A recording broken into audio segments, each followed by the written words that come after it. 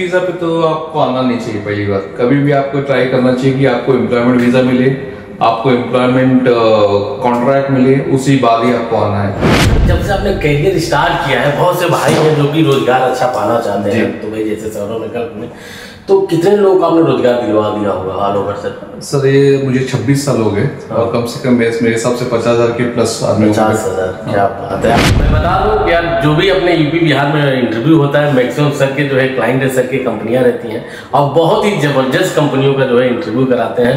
क्या काम सीख के जाऊँ दुबई की, ज्यादा में पैसा कमाऊंगा? जी, काम सब जो भी काम होता है उनका सैलरी सेम होता है, पर उसमें एक्सपीरियंस होता है, किसके पास कितना साल का एक्सपीरियंस होता है, ये सब बहुत महंगा है। हर एक काम में पैसा है, बस आपकी तजुर्बा कितना है, आपको कितना ज्यादा नॉलेज है, उस पर जो है निर्भर करता है। जी। तो सर आज एक ऐसे शख्सियत से आपको मिलवा रहे हैं, अगर विदेश जाना चाहते हैं तो कितने साल से हैं सर इस फील्ड में आप? 26 ईयर्स। 26 ईयर कंप्लीट हो गया है और इनका कंपनी इंडिया में भी है और दुबई में कितने साल हो गया आपका कंपनी में? 4 साल हो गया। 4 साल हो गया। सर जब से आपने करियर स्टार्ट किया है, बहुत से भाई हैं जो कि रोजगार अच्छा पाना चाहते हैं दुबई जैसे शहरों में, गल्फ में, तो कितने लोगों को आपने रोजगार दिलवा दिया होगा ऑल ओवर सर? सर ये मुझे 26 साल हो गए और कम से कम मेरे हिसाब से 50,000 के प्लस आदमी। 50,000, क्या बात है। अगर देख रहे हैं तो एक बार ताली बजाइए। 50,000 लोगों की रोजगार देना मामूली बात नहीं है। सही। बहुत से लोग हैं जो वादा करते हैं इतना देंगे, लेकिन आपने करके दिखाया। बहुत से लोग जो है कंफ्यूज रहते हैं जो कि बाहर जॉब में करना चाहते हैं कि कैसे हम जो है जाने की अच्छी कंपनी है, बुरी कंपनी है, किस कंपनी हमको जाना चाहिए, तो कुछ हमारे दर्शकों को बताना चाहेंगे आप?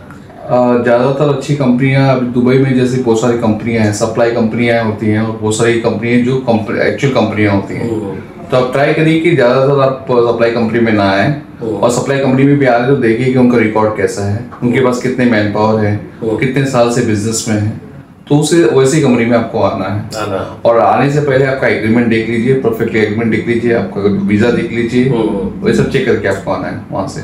जैसे कि बहुत सी युवाएं हमारे देख रहे हैं जो कि स्कूल पास आउट किए हैं और फ्यूचर को लेके कंफ्यूज हो जाते हैं। जी। स्कूल के टाइम में उनको ऐसा लगता है कि मेरे पास डिग्री है, मैं 12th पास आउट किया हूँ, मैं ग्रेजुएशन किया हूँ, बाहर लोग मेरा इंतजार कर रहे होंगे, जाऊंगा और हो जाएगा, और स्किल नहीं है।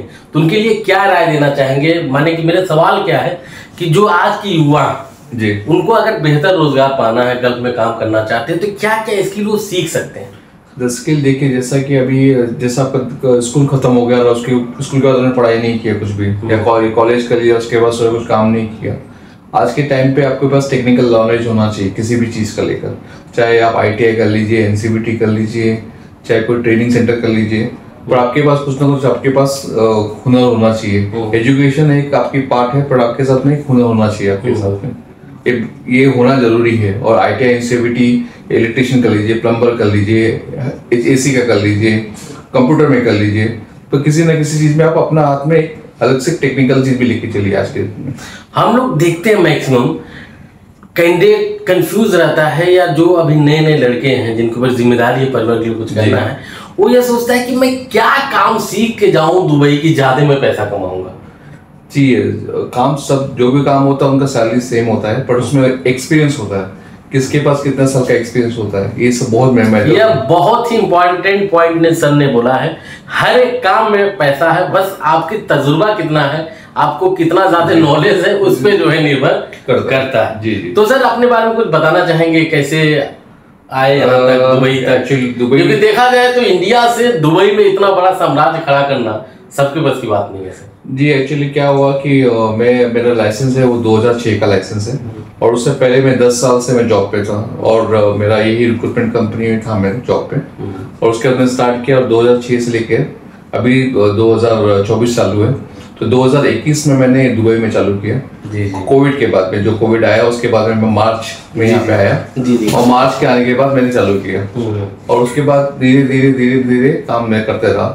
और आप आज के डेट में हम लोग maximum FM company, facility management company, civil company हम लोग हैंडल कर रहे हैं आज के डेट में। और हमारे आज के क्लाइंट आपको तो पता है, आप तो रोज का देख रहे हैं हम लोग, रोज ना कुछ इंटरव्यू कर रहे हैं। तो यही हमारा लाइफ है यहाँ पे। अभी 3 साल यहाँ, 4 साल यहाँ हो गया, और 2006 से पहले हम 10 साल जॉब कर रहे थे, यही कर रहे, रिक्रूटमेंट कंपनी का काम कर रहे हैं। बहुत बढ़िया।